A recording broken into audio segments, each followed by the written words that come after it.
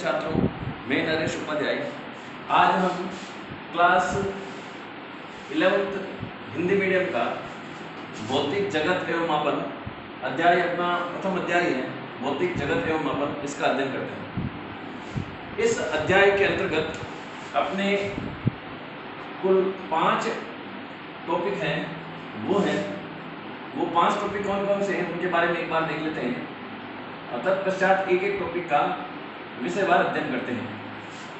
पहला अपना जो टॉपिक है वो है भौतिक राशियां।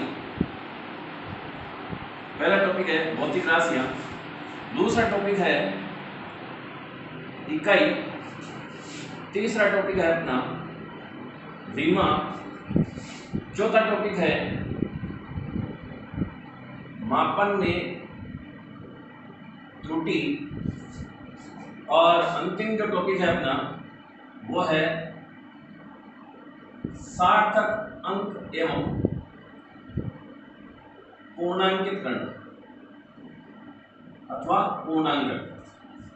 ऐसे इस प्रकार 5 टॉपिक को लेते हुए अपना जो प्रथम चैप्टर है भौतिक जगत एवं मापन, आज की इस क्लास में हम इसका प्रथम भौतिक राशियां एवं द्वितीय टॉपिक इकाई, इसके बारे में ही अध्ययन करेंगे। और अगली जो क्लास होगी अपनी, उनमें हम विमा, मापन में त्रुटि, सार्थक अंक एवं पूर्णांकित करना, इन 3 टॉपिक को भी लेंगे। तो आज का अपना जो टॉपिक रहेगा वो सबसे पहले हम लेते हैं भौतिक राशियां। क्या होती है भौतिक राशियां, उनके बारे में देखिए। भौतिक राशियां, जिन्हें इंग्लिश में फिजिकल क्वांटिटी कहा जाता है। भौतिक राशि क्या होती है, पहले मैं आपको एक परिभाषा देता हूँ, उसके बाद में इसके एग्जाम्पल से मैं इसको थोड़ा सा विस्तृत आपको बता पाऊंगा। तो इसकी जो परिभाषा है वो है, वे सभी राशियां जिन्हें मापा अथवा तोला जा सके। अपनी प्रकृति में वे सभी राशियां जिन्हें या तो मापा जा सके या फिर तोला जा सके, वे सारी की सारी राशियां क्या कहलाएगी, भौतिक राशियां। इसके जो उदाहरण हैं उन उदाहरण से इसको समझते हैं। जैसे कि मेरे पास में ये एक मार्कर है, जिसमें अगर दोनों को अलग अलग कर दो तो इस वस्तु की जो लंबाई होगी वो लंबाई छोटी है सर, इसकी लंबाई थोड़ी ज्यादा है। तो इसका मापन भी करते हो, इसका मापन करके भी दिखाते हैं कि मान लेते हैं कि ये 2 सेंटीमीटर की है, ये लगभग 5-6 सेंटीमीटर की है। तो ये इस प्रकार इसका लंबाई जो मापन कर रहे हैं, तो एक लंबाई भौतिक राशि होगी। जैसे कि उदाहरणार्थ लंबाई है, लंबाई को मीटर अथवा सेंटीमीटर में माप सकते हैं। 5 मीटर, 60 सेंटीमीटर। तो चूंकि एक भौतिक राशि ऐसी है जिसको मीटर अथवा सेंटीमीटर में माप सकते हैं, इसलिए लंबाई कैसी राशि है, भौतिक राशि है। ऐसे इसी प्रकार द्रव्यमान को भी मापा जा सकता है, या तो किलोग्राम में या फिर ग्राम में।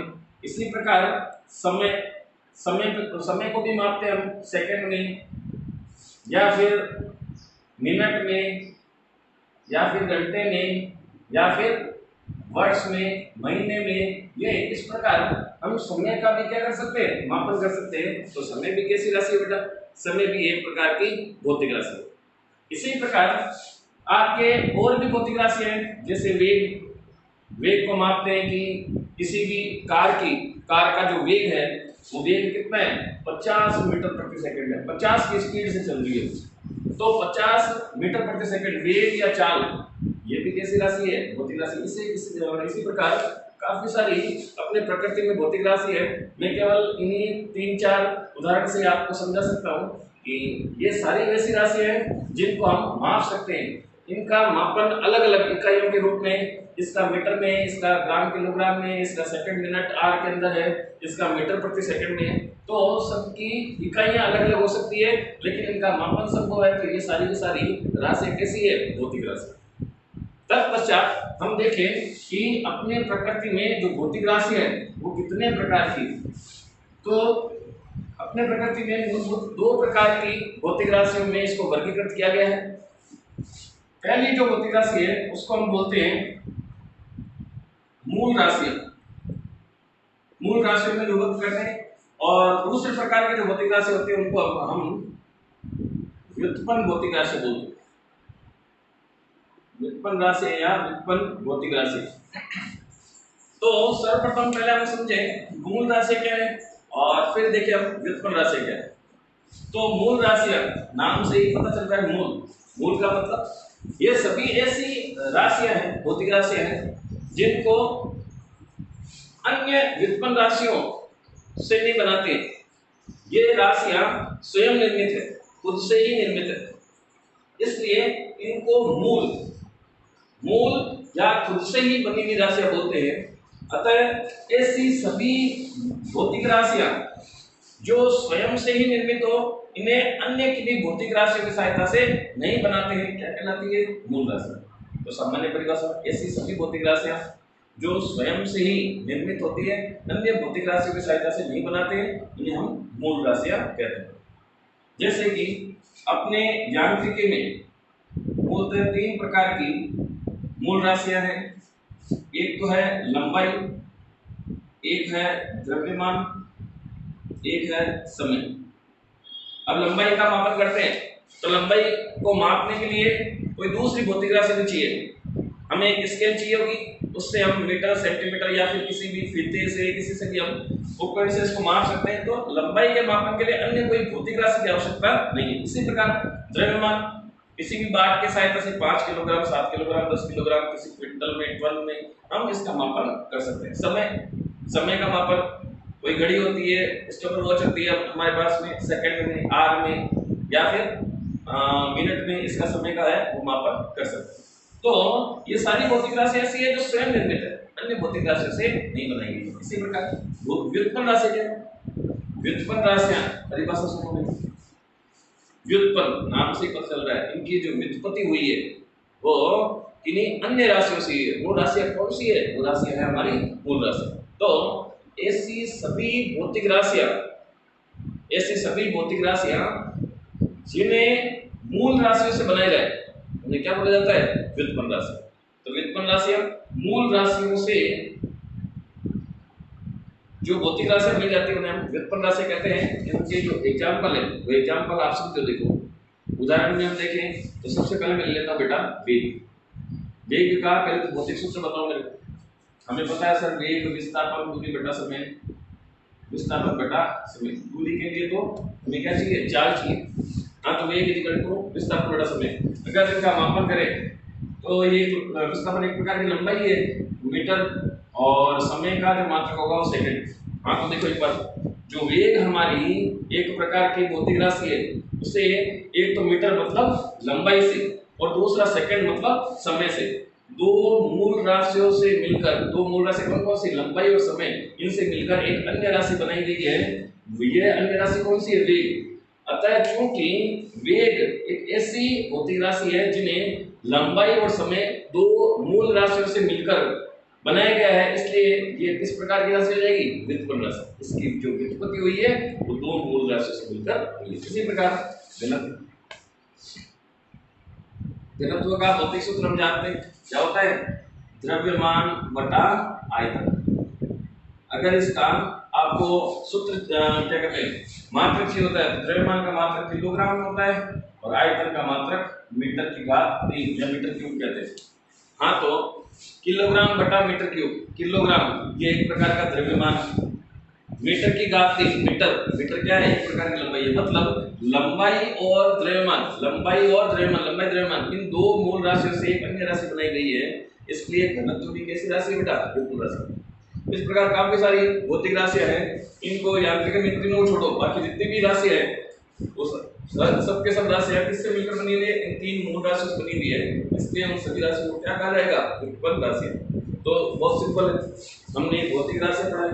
वे सभी राशियां जिन्हें मापात्मक बोला जा सके, जिन्हें माप सकते हैं अथवा तोल सकते हैं, लंबाई, द्रव्यमान, समय, चाल, वेग। द्रव्यमान को तोल सकते हैं, लंबाई को माप सकते हैं, समय मापा जा सकता है, चाल, वेग इन सबको मापा जा सकता है और भी काफी सारे इसके उदाहरण हैं। हाँ, तो इन उदाहरणों से ही हम समझ सकते हैं कि भौतिक राशि ऐसी राशि होती है जिनके मापा अथवा तोला जा सकता है। भौतिक राशियां दो प्रकार की होती है, एक प्रकार का इसका होता है मूल और दूसरा होता है व्युत्पन्न।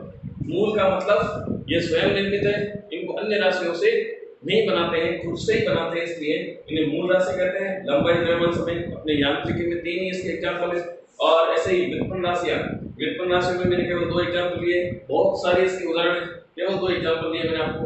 एक है वेग, जैसे वेग का एग्जांपल बताया मैंने आपको।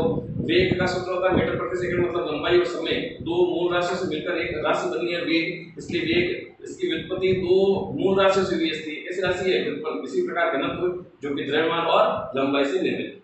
तो इस प्रकार भौतिक राशियां और इनके प्रकारों को समझा जा सकता है। अगला टॉपिक अपना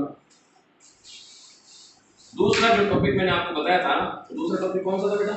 वो था अपना मात्रक। देखो 5 टॉपिक बताए थे इसमें टोटल में। पहला जो टॉपिक है वो कवर हुआ अपना भौतिक राशि के रूप में, और दूसरा है वो है अपना कौन सा? मात्रक। मात्रक क्या होता है? भौतिक राशियों को मापने के लिए, कोई भी भौतिक राशि है, उन भौतिक राशियों को मापने के लिए हमें एक मानक जो मान होता है, हर एक भौतिक राशि के मापन के लिए एक मानक जो मान है वो निर्धारित किया गया है, और वही मानक मान क्या कहलाता है? हमारा मात्रक। एक नियत मान होता है किसी भी भौतिक राशि को मापने के लिए, उसे हम मात्रक कहते हैं। तो इसकी परिभाषा क्या है? किसी भी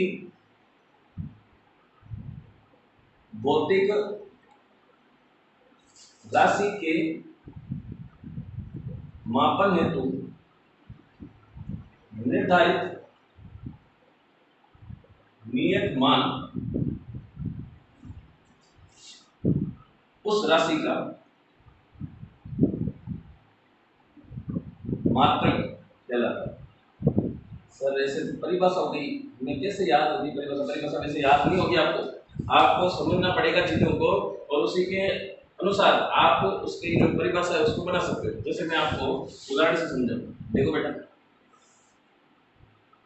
उदाहरण में आपको सिंपल से उदाहरण जो अभी मूल राशियों के थे उसी से लेकर दिखाता हूँ। जैसे मेरे को कोई लंबाई नापनी, जैसे मैंने आपको एग्जांपल बताया, दोनों को अलग अलग, इसकी कैप को अलग और ये दूसरा जो भाग है इसको अलग अलग मापता हूँ, तो ये है 2 सेंटीमीटर। इसको बोलूँगा क्या 2 किलोग्राम? नहीं, या बोल दूँ 2 तो 2 क्या पता ही चलेगा। हाँ, तो लंबाई है, मैं ऐसे बोल देता हूँ जो आपने बताया सर ये तो 2 है, तो 2 क्या है तो पता ही नहीं चलेगा। हाँ, तो यहाँ बोलूँगा 2 सेंटीमीटर। सेंटीमीटर लगता ही पता चल जाएगा कि आप किसका मापन कर रहे हो, एक ऐसी भौतिक राशि का मापन कर रहे हो जिसका नाम क्या है? लंबाई। हाँ, मैं ऐसे बोल देता हूँ कि एक की लंबाई 5 मीटर है, ये मीटर को देखते ही पता चल जाएगा कि आप किसका मापन कर रहे हो, कि आप सिर्फ लंबाई का मापन कर रहे हो। तो यहाँ से समझ लो परिभाषा, किसी भी भौतिक राशि के मापन है, यहाँ किसी भी कौन सी है? लंबाई।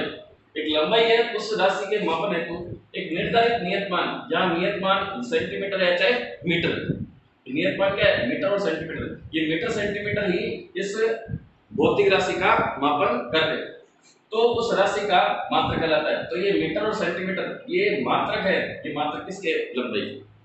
तो लंबाई का मात्रक क्या है? सेंटीमीटर अथवा मीटर। इसी प्रकार आपको द्रव्यमान मापन करना है, द्रव्यमान में लिख दो कि किसी का भार है वो 50 है, बोल दे 50 है। 50 क्या है? 50 लीटर, 50 किलोमीटर, ऐसे कैसे पता चलेगा 50 है? तो इसके आंकिक मान से चीजों का पता नहीं चलता। आपको क्या लिखना पड़ता है? वहां कोई ना कोई नियत मान लिखना पड़ता है, उसका निर्धारित नियत मान लिखना पड़ेगा जो कि उस राशि का क्या करेगा? मापन करेगा। हाँ, तो वहां लिखूंगा मैं 50 किलोग्राम। हाँ जी, पता चल गया किलोग्राम देख के कि क्या करते हो आप? किसी भी वस्तु का द्रव्यमान मापन करते हो, उसका भौतिक राशि कौन सी? द्रव्यमान को माप रहे हो। तो किलोग्राम देखते ऐसे ही 800 ग्राम, क्विंटल, टन, ऐसे ही। तो किलोग्राम, ग्राम इन सबको देखते ही पता चलता है कौन सी है? द्रव्यमान। तो एक द्रव्यमान भौतिक राशि है, उसके मापन है तो एक निर्धारित नियत मान है, वो किलोग्राम है चाहे ग्राम है। तो ये अपना किलोग्राम और ग्राम ये क्या बनाएंगे? इसके मात्रक। किसके मात्रक? एक भौतिक राशि द्रव्यमान के मात्रक। इसी प्रकार सेंटीमीटर, मीटर ये भी क्या होंगे? ये भी मात्रक होंगे, ये मात्रक किसके होंगे, वो लंबाई के हो जाएंगे सर। तो मेरे हिसाब से आपको समझ में आया होगा। इसी प्रकार किसी गाड़ी का वेग अथवा चाल मापन करना है तो बोलते हैं हम गाड़ी की जो स्पीड है वो 50 मीटर प्रति सेकंड, ये मीटर प्रति सेकंड देखते ही पता चल जाता है कि हम क्या कर रहे हैं, किसी का वेग अथवा चाल का मापन कर रहे हैं। तो मीटर प्रति सेकंड एक निर्धारित नियत मान है, मीटर प्रति सेकंड, जो कि भौतिक राशि मापन, किसी भी भौतिक राशि को, किसी कौन सी है, वेग, इस वेग की भौतिक राशि मापन के लिए हम क्या कर रहे हैं, एक निर्धारित नियत मान कर रहे हैं, और इसी निर्धारित नियत मान को क्या बोलते हैं बेटा, मात्रक। ऐसे ही भार मापन करते हैं या बल का मापन करते हैं, तो बल ऐसे बताते हैं कि 15 न्यूटन, तो न्यूटन न्यूटन देखते पता चलता है किसका मापन कर रहे हैं, बल का। तो मेरे हिसाब से ऐसे काफी सारे उदाहरण हो सकते हैं इसके, जो ये चीज बताएंगे कि भौतिक राशि को मापन है तो एक निर्धारित नियत मान चाहिए, और वही मान नियत मान उस भौतिक राशि को क्या कहलाता है, मात्रक कहलाता है। अब हम देखें तो किसी भी भौतिक राशि को प्रदर्शित करने का तरीका क्या होता है, उसको देखो। भौतिक राशि का प्रदर्शन, मान लेता हूं भौतिक राशि क्या है, क्यू। क्यू भौतिक राशि को, भौतिक राशि कोई सी भौतिक राशि हो सकती है, क्यू का मतलब क्वांटिटी से लिया जाता है, फिजिकल क्वांटिटी मतलब भौतिक राशि। भौतिक राशि क्यू उसको लिखा जाता है बेटा n गुणा u। अब बेटा ये क्या है, n गुणा u, उसको देखो बेटा। q का मतलब तो हमें बता दिया, फिजिकल क्वांटिटी या क्वांटिटी से q से डिनोट करते हैं। n का मतलब बेटा न्यूमेरिक वैल्यू, क्या बोल वैल्यू, न्यूमेरिक वैल्यू, हिंदी में बोलते हैं इसको आंकिक मान। और u का मतलब होता है बेटा इंग्लिश में यूनिट, यूनिट का मतलब होता है मान। हाँ, तो आंकिक मान और मात्रक ये दोनों चीज साथ साथ लिखी जाकर किसी भौतिक राशि को प्रदर्शित किया जाता है। जैसे मैंने अभी बताया था आपको, जैसे लंबाई के लिए छोटा सा एग्जांपल, वही कितना 50 मीटर, तो बेटा 50 क्या है आपका n, ये लंबाई है किसी की, वो अपनी कोई ना कोई भौतिक राशि है जिसका कोई ना कोई आपका आंकिक मान दे रखा होगा, और मीटर है वो उसका क्या है, मात्रक, मतलब हाँ, तो q = n, इस प्रकार इसको प्रदर्शित किया जाता है। अभी देखो बेटा 50 मीटर है, इसको हम ऐसे भी लिख सकते हैं, 50 मीटर को 50 × 100 सेंटीमीटर, क्योंकि 1 मीटर में 100 सेंटीमीटर होते हैं, तो मीटर को एक अन्य मात्रक सेंटीमीटर में बदला जा सकता है, तो इसका आंकिक मान भी क्या हो गया, परिवर्तित हो गया। हाँ, तो यहाँ पर एक छोटा सा एग्जाम्पल और है कि संख्यात्मक मान n और जो उसका मात्रक u है उसमें जो संबंध होता है, वो संबंध देखो बेटा। अब आपने अगर इसको इस तरीके से लिखोगे तो लंबाई परिवर्तित थोड़ी रहेगी, भौतिक राशि तो लंबाई रहेगी। वो 50 मीटर लिखो या 50 × 100 सेंटीमीटर लिखो, 5000 सेंटीमीटर हो सकता है, 50 मीटर या 5000 सेंटीमीटर, लेकिन है क्या, लंबाई। हाँ, तो n को u में संबंध के लिए एक सूत्र लिखा जाता है, q = n1u1 = n2u2। इसी एग्जांपल को समझ लो, जैसे इसको बोल देता हूं मैं 50 को बोल देता हूँ n1, और मीटर इसकी जो भौतिक मतलब इसका मात्रक है उसको लिखता हूँ u1, और यहाँ पर जैसे इसको u2 में परिवर्तित किया सेंटीमीटर में, तो ये जो बेटा 5000 बनेगा, ये 5000 इसके लिए क्या हो जाएगा, ये हो जाएगा n2, और सेंटीमीटर इसके लिए क्या हो जाएगा, लेकिन q तो वैसे कैसे रहेगी, कहने का मतलब q = n1u1 = n2u2। आप एक मात्रक पद्धति से दूसरी मात्रक पद्धति में इसको लिख सकते हो। मात्रक पद्धति क्या होती है, वही अपना अगला टॉपिक है। तो मेरे हिसाब से आप मात्रक समझ सकते हो, किसी भी भौतिक राशि के मापन हेतु एक नियत मान निर्धारित किया जाता है, और वही उस भौतिक राशि के लिए नियत मान क्या कहलाता है, उसका मात्रक कहलाता है। और भौतिक राशि का जो प्रदर्शन है वो q = nu, n का मतलब होता है उसका आंकिक मान, u का मतलब होता है उसका मात्रक। तो भली बात है, आप मात्रक और भौतिक राशि का जो प्रदर्शन है मात्रक के रूप में वो किस तरीके से किया जाएगा, n में u में संबंध किस तरीके से होगा, उसको समझ सकते हैं। अपना लास्ट टॉपिक है बेटा, वो है मात्रक पद्धतियां। क्या होती है मात्रक पद्धतियां, उनको समझें। भौतिकी में मात्रक पद्धतियां,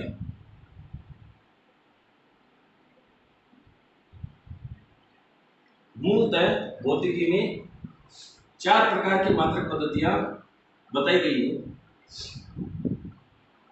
पहली जो मात्रक पद्धति है बेटा उसको बोला जाता है MKS मात्रक पद्धति, दूसरी बोली जाती है CGS, तीसरी बोली जाती है बेटा FPS, और अंतिम जो है उसको बोलेंगे SI। तो अपना MKS इसको बोला जाता है बेटा मीटर, किलोग्राम, मीटर, किलोग्राम और सेकंड। ये पद्धति क्या बेटा, m का मतलब मीटर, k का मतलब किलोग्राम, s का मतलब सेकंड। इसी प्रकार सीजीएस में हम मापते बेटा सेंटीमीटर, ग्राम और सेकंड। तीनों में s का मतलब तो सेकंड ही बेटा, लेकिन यहाँ m k s, m का मतलब मीटर, k का मतलब किलोग्राम, s का मतलब सेकंड, c का मतलब सेंटीमीटर, g का मतलब ग्राम और s का मतलब वही सेंटीमीटर। तो ये होगा बेटा फुट, पाउंड और सेकंड।